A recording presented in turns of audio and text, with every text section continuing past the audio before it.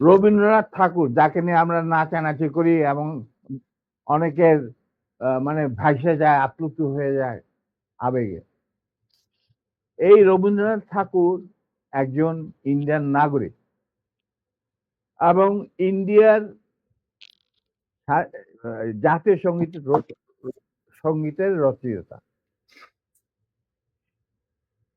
আমাদের দেশে তার চেয়েও প্রতিভাবান কবি কাজী নজরুল ইসলাম থাকা সত্ত্বেও আমরা সেই ভারতীয় নাগরিকের একটা গানকে আমাদের জাতির উপরে চাপিয়ে দেওয়া হলো জাতীয় সঙ্গীত।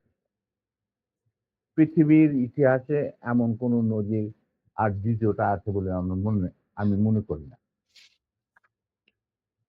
কেন কোন বাংলাদেশে যদি নজরুল ইসলামকে আমরা জাতীয় কবি আখ্যা দিয়ে থাকি, তাহলে নজরুল ইসলামের গান কেন হলো না? বা অন্য কারো গান হতে পারতো জাতীয় সঙ্গীত।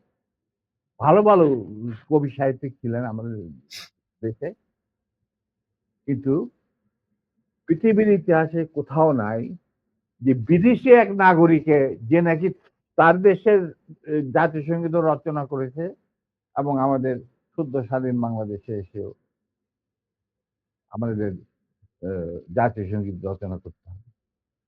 কি ধরনের কথা? That means you have nothing in your hand.